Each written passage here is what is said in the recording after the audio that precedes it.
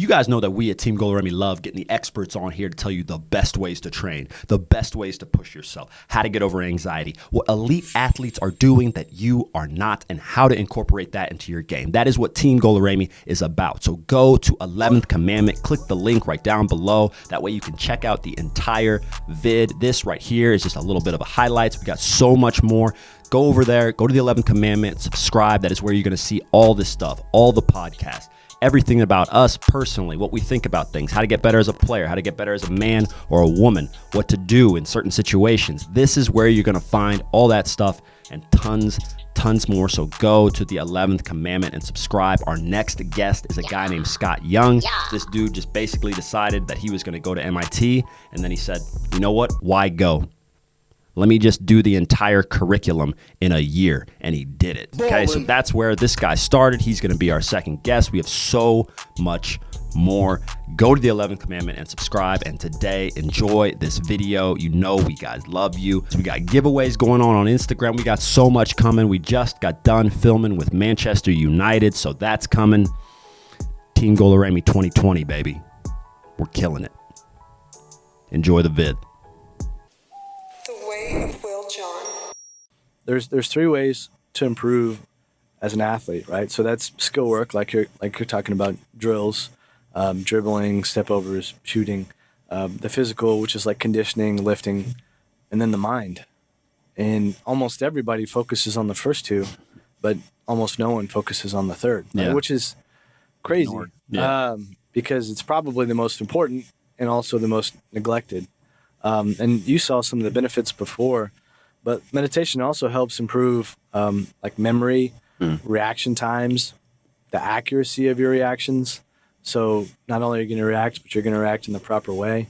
But then also, like, think about how if you get like triggered in a game and it takes you 10 minutes to like get back to your respective person, your respective body. But if you use meditation, it takes you 5 minutes or 4 minutes. I mean, and you multiply that, you know, over all kinds of times. Or there's a thing called the sacred pause, right? Where some type of trigger happens, like a guy tackles you way too hard, or your coach cusses you out.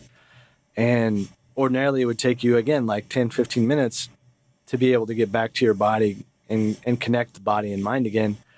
But in meditation, you have the ability to do that sacred pause, which is instead of reacting, like snap reacting, punching the guy, cussing your coach out so you get subbed, you just take another moment or two, take a couple breaths. Sometimes it's 10 or 11 if it's like a real triggering moment. But instead of that, you're able to take that sacred pause and be like, you know, that has no impact on me. Right. It has no impact on my performance. And that's powerful as hell. But we just never focus on the mental side until you have a breakdown of some sort, like Kevin Love or one of these guys that are starting to speak out, luckily. But most of the time, the only time we pay any attention to the mental is when it's gone so bad that you actually have exactly.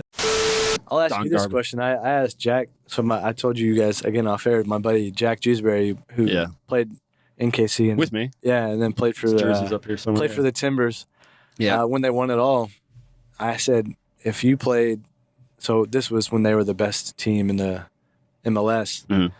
If they played the best team in the Premier League 10 times, what would the results be? They would tie or win once. He said he hoped they could tie one time. They would tie or win once. The best team, did you say? The best versus the best. They would tie or win once. Yeah. That's what however, though, with the problem is, though, playing teams like that, it wouldn't be necessarily fair. After like the third or fourth game, we could bring in a defensive specialist. We could pack that shit in, pack it in, and you frustrate them. Yeah, and you could pull out some more ties. Get a fast break. Yeah, you could pull out some more ties. But if we played them straight up, if both teams played straight up, MLS side wouldn't win a single game.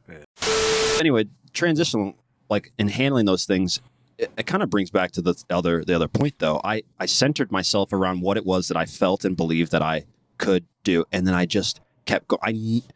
My parents did a very good job. Both of them went through crazy trials and tribulations to get to what they needed to do in their life. My dad being from Nigeria and coming over here, essentially with nothing, and my mom being from the south side of Chicago. And I was telling Bran that I actually Googled her part of the city the other day, and the first thing that came up was what went wrong with, So yeah, it's called Chirac there. Yeah, in the Obama administration. It's a bad place. But essentially, knowing that things are going to go wrong and that you can handle them, essentially, if you can build up that confidence within yourself that you can handle, and it allows you to go into the unknown. Yeah.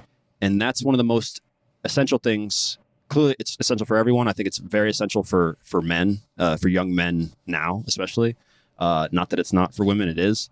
But, we have this adventure mentality, and I think all men need to think of themselves as this beacon of light heading into this darkness. And you have to know that you're the one that's going to be able, you got to take care of yourself.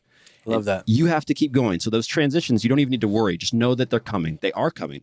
The rough patch is coming. How you handle the rough patch is gonna be on you. Yeah, that's great. Because then it empowers you, because it circles back to the point we were talking about anxiety and stress earlier, and that it's about you being comfortable in your own skin and being able to stay present and not let the noise that we talked about earlier define who you are, how you're going to perform, because none of that stuff in the grand scheme of things controls you or who you are at any point. I love that. And kicking field goals and stuff too, right? Have you seen this? Yeah. That's 55-yarders. 55-yard? Yeah. Brandon has told me that kicking field goals is not that hard. He thinks that I should just walk in there and just straight up, I don't know. Have you ever tried it? I've never tried it. So I went out and I told you guys off air, I played until I was a sophomore, and I could kick way further than the kicker on the football team. I would go out and kick 40, 45-yarders, and I was not a strong. But you didn't have the form, right? That was if I would imagine if somebody like you that had been doing it forever, a good kicking form, I things. kicked soccer style, but sure, my leg strength and all that wasn't. Can we throw the video? Throw the video, man. Press play on this. She said that she got legit interest and said that it would take her a year to learn how to do this, to train properly. But she's not doing she's doing a soccer step, right? Is this the problem? Is that people are all pissed off because you can't take that many steps? Well, she I don't crushed think it. Yeah. And I don't think how far is that? 55. That's 55 yards. Yeah. What's the longest field goal in the NFL ever? Somebody banged one from 64, I think, this year. Yeah. Is that the longest ever? Yeah. Yeah. 64 yards. Yeah. So 64 yards. That is a little bit which is from the 54-yard line. She's standing a little far back. So she's from she's you probably get 3 steps, 4 steps. So maybe she won extra. But so she could just leave a little earlier though. Well, that's what right? they were telling her. She'd probably take a year to train that way, but yeah, pretty dope. It wouldn't take her a year. No, to learn how to do that. Serious, I think that you could be an NFL field goal. Okay, when I'm finished, Beckham could do it. Oh yeah, imagine those really good with the heavy leg.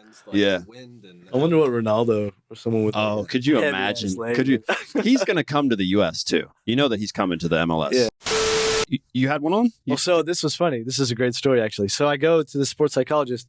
Never met the dude, and it's about 30 minutes away from here, and it was noon or 1, and I was having that kind of mid-afternoon lull. So there's a quick trip, half a block from this dude's place. And I get an 8-ounce Red Bull and I just slam it going in, not knowing, and just wanting to be alert. And I don't condone Red Bull. I don't even drink them. But it was one of those deals where I was like, man, I need to be attentive and present. Yeah. So let me make sure. So I go in, right? Great. And literally slam it in that half block. Walk in, and him and I chat for about 20 minutes. And he's like, yeah, come back here. Let me show you what the assessments look like. So he hooks me up to this thing that measures my heart rate. You're all jacked and I don't up. even know what I'm taking yet, right? Yeah, and I've just slammed this Red Bull, and he said, here's what you do. You stare at this candle, so it's on your monitor, and it's a candle.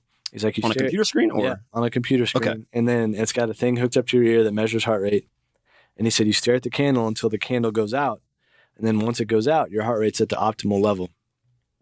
So again, that's all he gives me. So he puts this thing on my ear, and I'm just staring at this candle, electronic candle. And so what I start to do is I just start to meditate, right? So I'm doing 2 to 3 second inhales, 2 to 3 second exhales, trying to keep my mind present, be still.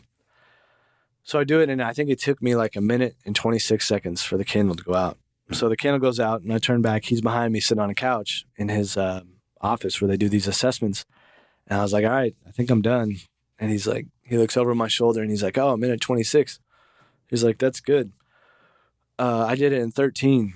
And I said, 13 seconds? And he goes, "No, 13 minutes. 13 minutes. And he said that I was the second fastest time he had ever even heard of. And he works with a ton of pro. He works with a ton of pro athletes. He said that's the fastest time I've ever seen in person. That's the second fastest time I've ever heard of. The fastest time is by this incredibly high level PGA golfer that says is the most like in tune, in breath athlete he's ever done. That is, and I did that shotgunning a Red Bull. Like, Yeah. 20 minutes before I take this. You're a Zen master yourself. This is what's going on here. It was funny though, because so then like a week later, I met with the rest of his people in his office, and he tells them that story, and he's like, "Yeah, he did it in a minute and 26," and they all just start busting up. They're like, "Oh my God, that's incredible!" And again, I still, like, yeah. I mean, I heard what he said, but I was like, "Oh, it wasn't a big deal." But it was all just meditative breath. It's unreal. Well, dropping into that zone quick. That reminds me of the story that they told. There was this guy. You know what Sadhguru is? I do not. Don't know Sadhguru. Look at this. Yeah, learning all sorts of stuff. I know, so this guy's all our meditative paths are crossed in other directions. Yeah, he's a very famous guru in India right now. Okay. He's really charismatic. So people are drawn to him, and he's preaching. Oh, wait. There you go. That's his. That must be Jaggi Vasudev. That's crazy. But yeah, Sadhguru is how he's known, and he tells the story of when he had to go in for testing. Oh, okay. And so he went in the same thing that you did. They hooked him up to all sorts of things, and they told him, hey, we just go ahead and meditate, and we'll monitor you over here. Right. So he sits down and he starts to do his form of meditation, and he's got his eyes closed. He said, and he was just doing his thing, exhaling, inhaling, and exhaling. About 2 minutes or so into the thing, he starts to feel a knocking at his knee, and he thinks, okay, maybe they're just doing like some testing, physical test. Yeah. And so he keeps going, but then the knocks got harder and harder, and so he thought, oh, Jesus, all right, fine, I'll come out of my meditation, to do it. So he opens his eyes and he says, "Is everything okay?" And they said, "Oh, it's just according to our measurements, you're dead." He was just like, don't tell me that. I'm not. It's